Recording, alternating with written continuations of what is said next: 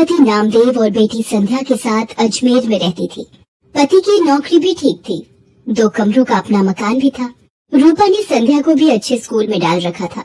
नामदेव भी रूपा और संध्या की खुशी का ख्याल रखता था। सब कुछ ठीक चल रहा था, पर अचानक मानो रूपा की खुशियों को किसी की नजर लग गई। नामदेव को दोस्तों के साथ खाने पीने की आदत पड़ गई। वो अक्सर पार्टी करने के बहाने दोस्तों में शराब पर पैसा बहाने लगा। नामदेव रोजाना आधी रात तक नशे में चूर घर लौटता था। एक दिन, आपने लौटने में बहुत देर कर दी। आप रोजाना शराब पियोगे तो आपकी सेहत को नुकसान होगा। मुझे उपदेश मत दे, और मेरी डॉक्टर बनने की जरूरत नहीं है, ठीक है ना? मैं अपने दोस्तों के साथ जाता हूँ, तो तुझे क्यों तकलीफ हो रही है? मैं रोज पीऊंगा। तुझे यहाँ नहीं रहना तो चले यहाँ से, चल। नामदेव की ये गंदी आदत बढ़ती जा रही थी। हर समय नशे में रहने की वजह से वो दिन में सोता रहता था, इसलिए उसे नौकरी से भी निकाल दिया गया। धीरे धीरे नामदेव ने अपना सब कुछ बेच दिया, यहाँ तक कि घर भी। अब वो रूपा और संध्या को लेकर एक किराए के घर में रहने लगा। रूपा परेशान रहने लगी। एक दिन, अरे ये संध्या के स्कूल से फीस का नोटिस। अब मैं क्या करूं? कहाँ से फीस के पैसे लाऊं? माँ, भूख लगी है, कुछ खाने के लिए है तो दे दो। रुक, मैं सब्जी वाले की दुकान से आलू लाकर तुझे रोटी बनाकर देती हूँ। हाँ माँ, तुम्हारे हाथ का आलू का पराठा तो बहुत स्वादिष्ट होता है। संध्या आलू लेने बाजार चली जाती है। रास्ते में वो सोचती जा रही थी कि ऐसा क्या करे कि संध्या की फीस भर सके। तभी उसकी सहेली का फोन आ जाता है। वो दूसरे शहर में रहती है। सहेली के बार बार पूछने पर रूपा उसे अपनी सारी परेशानी बताती है। अलका, बस यही सोच रही हूँ कि अभी संध्या की फीस भरनी है, घर का खर्चा, सब कैसे होगा। अरे तू घबरा मत, सब ठीक हो जाएगा। अभी इस वक्त तू कहाँ है? संध्या को मेरे हाथ के आलू के पराठे बहुत पसंद है, आलू लेने जा रही थी। आलू के पराठों से याद आया, तू तो राजमा चावल कितने टेस्टी बनाती थी, याद है? सब उंगलियां चाटते रह जाते थे। तू राजमा चावल बनाकर क्यों नहीं बेचती? इससे तेरी कमाई भी हो जाएगी, जिससे तू थोड़ा बहुत परिवार का खर्च उठा पाएगी। सहेली की बात रूपा के दिल में घर कर गई। उसे एक उम्मीद दिखाई दी, पर शुरुआत कैसे करे उसे अब यही सोचना था। अगले दिन उसने राजमा और चावल बनाए और पतीले में लेकर घर के पास सड़क के किनारे बैठ गई। पूरा दिन धूप में वो बैठी रही, पर किसी ने भी उसके राजमा चावल नहीं खरीदे। शाम को वो घर आ गई। उसके राजमा चावल बिल्कुल भी नहीं बिके। वो घर आकर रोने लगी। मैं क्या करूं भगवान, मैंने कोशिश की पर कामयाब नहीं हुई, मुझे हिम्मत दो भगवान। माँ, जब मैं कभी परीक्षा में अच्छा नहीं करती तो तुम ही तो मुझे कहती हो दोबारा मेहनत करूं। आप भी कल दोबारा कोशिश करना माँ। मेरी बेटी कितनी समझदार हो गई है, तू ठीक कह रही है। मैं एक बार और कल कोशिश करूंगी। रूपा अगले दिन दोबारा राजमा चावल बनाती है। पूरा दिन एक भी ग्राहक नहीं आता। रूपा निराश हो जाती है। आज भी कोई ग्राहक नहीं आया, लगता है मुझे ये काम बंद करना पड़ेगा। अब आपके पास कुछ खाने को मिलेगा? यहाँ आसपास की खाने की दुकानें बंद हो गई हैं। आपको यहाँ देखा तो मुझे लगा कि यहाँ कुछ खाने को मिल जाए शायद। जी, राजमा चावल की प्लेट है मेरे पास। भूख में तो सब कुछ अमृत है। एक प्लेट कितने की है? जी 20 रुपए। क्या बात है, राजमा चावल तो बड़े ही स्वादिष्ट बने हुए हैं। आपको पहले तो कभी नहीं देखा यहाँ, क्योंकि मैं पहले कई बार आया हूँ इधर। जी अभी शुरू किया है। ये लो आपके 20 रुपए। पूरा दिन बीत जाने के बाद एक प्लेट ही बिकी थी रूपा की, पर इस एक प्लेट के पैसों ने उसे हिम्मत दी थी। रूपा अगले दिन राजमा चावल लेकर ही बैठी थी कि पिछली रात वाला ग्राहक दोबारा आया। आपने पहचाना मुझे? कल आपके राजमा चावल बहुत स्वादिष्ट लगे, तो मेरे पार्टनर दोस्त को भी खिलाने आया हूँ। आप 2 प्लेट बना दीजिए। अभी बना देती हूँ साहब। धीरे धीरे 1 से 2 व्यक्ति देखते देखते अब रूपा के पास ग्राहक आने शुरू हो गए थे। रूपा कमाए हुए पैसों से संध्या की स्कूल की फीस भरना चाहती थी, पर एक दिन, ये ट्रंक में क्या छुपा रही है? दिखा जरा, दिखा मुझे। ये रुपए मैंने संध्या की स्कूल की फीस के लिए जोड़ कर रखे हैं, ये मत ले जाओ। देख, मेरे दोस्त मेरा इंतजार कर रहे हैं। ये रुपए दे मुझे, दे इधर दे। नामदेव रुपए छीन कर ले जाता है। रूपा रोने लगती है।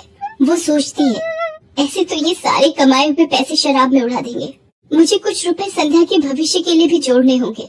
धीरे धीरे रूपा का काम चल जाता है। वो एक ठेला किराए पर ले लेती है और अब वो ठेले पर राजमा चावल बनाकर बेचने लगी।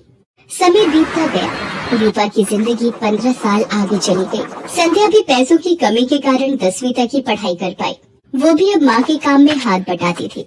रूपा मेहनत करते करते थक गई थी, पर उसकी एक जिम्मेदारी अभी बाकी थी। वो थी संध्या की शादी। एक दिन रूपा की वही सहेली जिसने फोन पर बात की थी, रूपा से मिलने आती है। आज तुझे इतने सालों बाद देखकर मेरे आंसू नहीं रुक रहे।